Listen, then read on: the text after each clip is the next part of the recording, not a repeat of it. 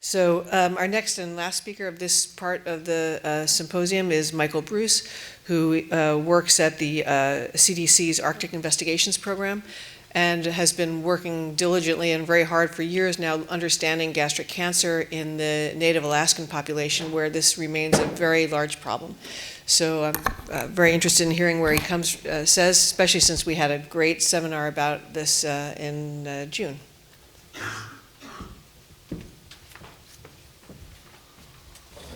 Well, I wanted to first say how much I've enjoyed this summit, and really wanted to thank the organizers for inviting me and to get the Alaska perspective too. So I'm going to talk to you, I changed the title a little bit, Gastric Cancer and Helicobacter in Alaska. I just felt like I couldn't do this without giving some Helicobacter background because it's so unique kind of in our population. So I have to show this disclaimer. This is CDC disclaimer. I have no conflicts of interest. So I think this slide's been shown before. And just to give you a sense of about where our gastric cancer rates are, I mean, they vary by the different studies that are done, but they're somewhere between 20 and 30 per 100,000 when it comes to the different racial groups within the United States. But before I dive into gastric cancer, I wanted to talk a little bit about Helicobacter, and I think all of you are familiar with Helicobacter. I'm not going to go through this slide. And I'm going to go through some quick bullets with a few slides to highlight things about kind of what over the last 20 years I've been working in Alaska with CDC that we've learned about Helicobacter in our population. And we've learned from seroprevalence studies that about 75% of Alaska Native people are infected with Helicobacter pylori. And if you look at these maps from studies done across the state in the 80s and the 90s, you can see that the prevalence of Helicobacter is actually quite high in many of the different regions across the state. None are spared. The proportion of isolates demonstrating antimicrobial resistance is actually quite high in our state. We have, to my knowledge, the only surveillance system for antimicrobial resistance for Helicobacter in the world right now, and we do sentinel surveillance at 4 different sites around Alaska, and we get isolates, we culture them, and we grow them up, and we do resistance testing. And we have almost half of our isolates are resistant to metronidazole, about a third of them are resistant to clarithromycin, 15% are resistant to levofloxacin, and 18% are resistant to metronidazole and clarithromycin. So high levels of resistance. We've also looked somewhat at treatment failure, and our treatment failure overall, when we looked at 3 different cohorts in Alaska, was 34%. I don't know if you can read that, but treatment failure rates actually in rural Alaska Natives were up about 45%. So almost half of rural Alaska Natives were failing treatment. And then we were constantly getting asked by clinicians at the medical center, we're embedded in the medical center, our CDC unit, about why patients kept coming back and needing to be re-scoped. And so we did a reinfection study and looked at 2 years and then looked out 10 years later. And basically we found that overall our reinfection rates were quite high in this population too, that about overall 16% were reinfected. So we looked at these 3 different groups. You can see here urban Alaska Natives, urban non-natives, and then rural Alaska Natives. And I highlighted 2 years. Overall it's 16%, but for rural Alaska Natives, 22% were reinfected at 2 years.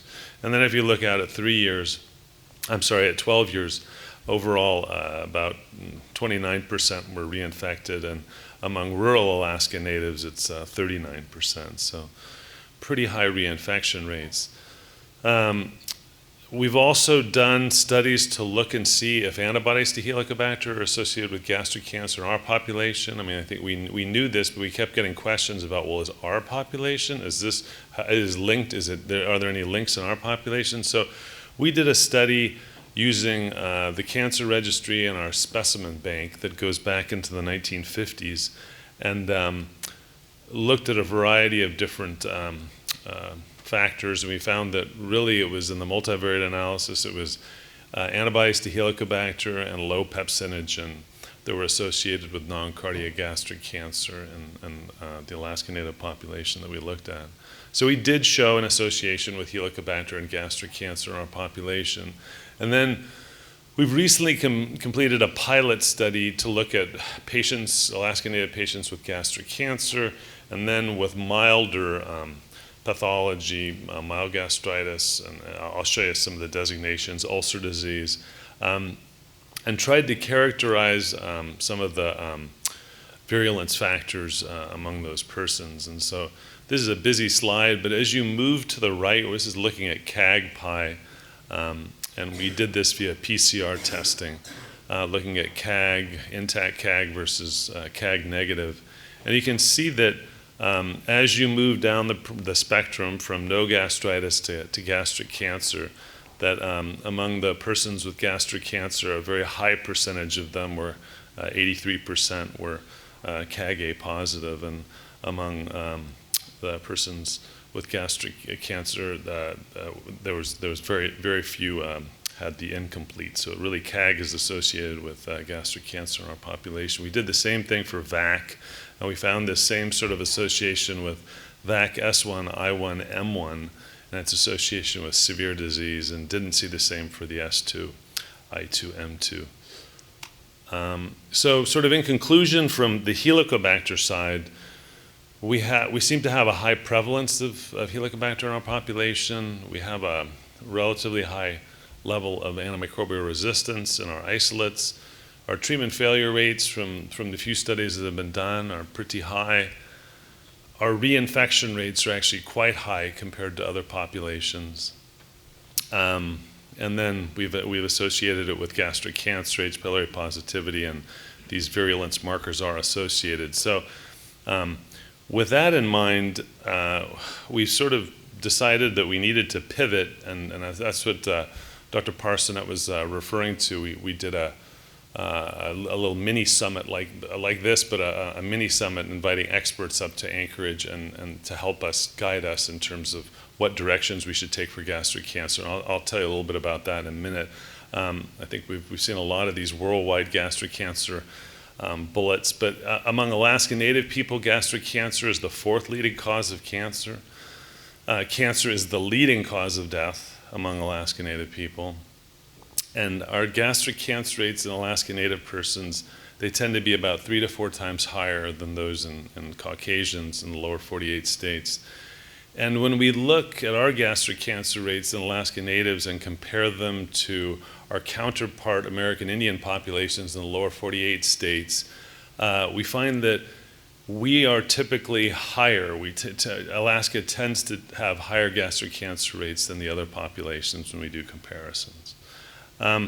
So this is data from the tumor registry. Sarah Nash shared some slides with me just to give you a sense of kind of what our incidence rates of gastric cancer are in our population from going back into the 70s, late 60s, 70s. And you can see that it sort of bounces around, and the average is the line. So it's somewhere around in the 30 per 100,000 range. And this is also data from Sarah Nash. And so our incidence from this data set within the tumor registry shows that our incidence is 31 cases per 100,000. And it varies by region within Alaska too. So certain regions have an incidence rate in the 50 per 60 per 100,000, like way up on the north slope. So that's variable by region. And then when we look at age distribution of our gastric cancer cases from the tumor registry and compare those to American Indians in the lower 48, we see that our gastric cancers tend to be a little bit younger. So Alaska Natives is in orange, American Indian in the lower 48 is in blue. And you can see for 20 to 39-year-olds, we're higher, and then for 40 to 59-year-olds, we're also higher. And then we look at stage of our gastric cancers in Alaska Native people. Unfortunately, they're mostly late stage. You can see a lot of them, 36, I think it's 36% were stage 4. So a lot of late stage cancer, so that's very unfortunate. And persons with regional, distant, or unknown stages tend to have a much poorer survival than those identified at a local stage. So I'm going to tell you a little bit now about a study that we collaborated on, with CDC collaborated on, but it was driven by the University of Anchorage, Alaska, Holly Martinson and Matt Olness. They looked at a cohort of 132 Alaska Native persons with gastric cancer, with non-cardiac cancer. The median age was 60. 50% of them were diagnosed with stage 4 disease, so very, very high proportion of late-stage disease. They found that we had a higher prevalence of non-cardia tumors in Alaska Native persons versus non-Hispanic white population. It was 60 versus 21%. We had a higher percentage of patients diagnosed with stage 4 disease versus non-Hispanic whites, 50 versus 38%.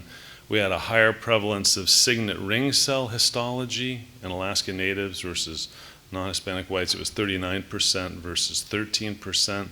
And 40% of patients had active H. pylori infection at the time of diagnosis. They did some testing for Epstein-Barr virus, and we found that 21% of these cases of gastric cancer were infected with Epstein-Barr, and Epstein-Barr expression was associated with chronic gastritis, H. pylori infection, and tobacco use. Holly and that group looked at cyclooxygenase 2 and found that Cox II expression was correlated with inferior survival in this group. And so the conclusions they had from this study that got published a couple years ago is that Alaska Native people have very high incidence of mortality from gastric cancer with a median age of 60, late-stage diagnosis, a high proportion of tumors, signet ring cell histology, this relatively highest proportion associated with EBV, and then the Cox II correlating with poor survival. So I guess a couple other studies that we're working on, and it was related to our seeing the study and data from Dr. Shaw that was so amazing. We decided that we wanted to do modeling and look at the cost of gastric cancer screening in our population to see if it's effective.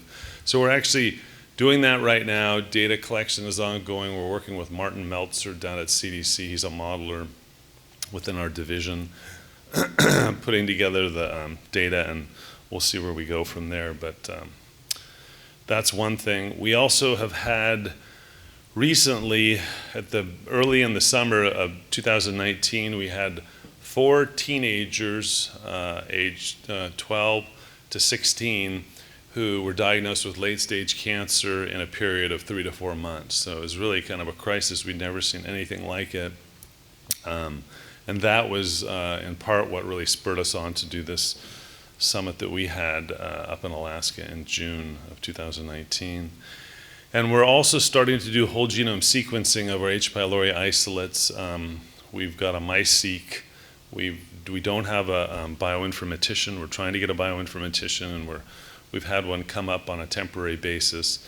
But we're also collaborating with Karen Goodman and the Northern Canadian group that's doing whole genome sequencing of some of their isolates. And so we're trying to set up our pipelines to be similar.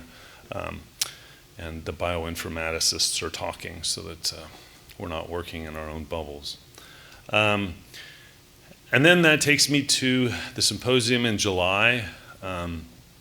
It was a symposium bringing together Alaska Native leaders and community members, meeting with gastric cancer experts to sort of meet and discuss how do we prevent gastric cancer in our Alaska Native population. And we hadn't gotten a lot of traction on this before, and we thought if we invite experts and we get the community involved and we get the tribal consortium involved, it really could be great. And so it was a joint effort. CDC and the Alaska Native Tribal Health Consortium funded this and worked hand in hand. And our goal was to really look at existing data, find knowledge gaps, summarize actions, and improve gastric cancer diagnosis and survival. So we summarized it in a meeting report, and that was accepted in gastroenterology. It's available early release right now if anyone wants to see it and wants more detail on what I'm going to show you. But I'm just going to try to summarize in I want to thank Steve Vendigny. He put together a number of these slides. So I'm showing a few of Steve's slides right now. I think Steve went through and sort of tried to summarize what the scientific panel found and what the community panel found in just a few bullets. And the scientific panel was concerned about sort of these recent gastric cancer cases in teenagers. They were also concerned about diffuse type gastric cancer. About 45% of our cancers appear to be diffuse type instead of intestinal, which is more difficult to pick up on EGD. We had a discussion about risks and costs for H. pylori elimination in Alaska, and we just felt that they were too high, and it was just too high a mountain to climb to do an elimination program around Alaska for Helicobacter. And so we thought it would be better to focus on H. pylori treatment of individuals with high-risk pathology or family members of persons with gastric cancer. And then the community panel, they also thought that population-level screening would be very, very difficult to implement. They thought that it would be valuable to have EGDs targeting high-risk populations. They were also concerned about widespread use of antibiotics with antibiotic resistance. They were interested in particular in a variety of risk factors: smoking, dental disease, H. pylori infection, consumption of salted and smoked foods. And actually, if you look at the traditional Alaska Native diet, there is a fairly high rate of consumption of smoked foods and salted foods. There's a lot of dental disease, high proportion smoke, and we've talked about how high the prevalence of H. pylori infection is. So they've got a lot of those risk factors. And there was also an interest in educating communities to better understand gastric cancer and risks and some of the benefits of screening. So to try to summarize all the overall recommendations in just a few bullets on one slide, I know this is busy, but if you want more details, again, go to the paper that's out online. But overall, they recommended developing a screening program for high-risk individuals, focusing on first-degree relatives or advanced pathology. Consider a statewide EGD protocol to set parameters for biopsy sampling. A committee to sort of re-review H. pylori clinical guidelines. To do some additional scientific studies looking at risk factors and identifying biomarkers. Education so we can get early referral of Alaska Native people with a history of gastric cancer or alarm symptoms. Some community level education, and then we wondered if we needed some more specialized training for our pathologists and endoscopists, because we know that the endoscopic techniques used in Asia are sort of way ahead of us. So there was a discussion of that. But again, discouraged sort of the broad H. pylori testing and treatment in this population. So I'm almost done. So what have we done since July? So we did go through and revise the Alaska Native Medical Center H. pylori treatment guidelines, and they were recently updated just last month. So our guidelines used to say that we treat persons who are H. pylori positive, who have duodenal ulcer, gastric ulcer, malt lymphoma, or intestinal metaplasia. We've recently added, and it's been accepted now into the treatment recommendations in the hospital, to add family history with a first-degree relative with gastric cancer. So that was a success. As of late 2019, we have started to do gastric cancer screening, and we're offering it to first-degree relatives of persons with gastric cancer. We're also going to be doing treatment and test of cure for persons who test positive for Helicobacter pylori. So if you come in and you have a relative who has gastric cancer, we're going to scope you. We're going to look for H. pylori, we're going to test you, and if you have H. pylori, we're going to treat it, and we're going to follow you over time. Developing gastric cancer guidelines for practitioners, that's actually in progress right now, and we sort of want to standardize the EGD approach at the many, many different Native hospitals across the state. and different people use different techniques, and so we kind of want a standardized approach for all the hospitals in Alaska if we can. So we're working on it right now. It's in progress, and these are just a list of some of the things that we're working on right now to do for everyone to do.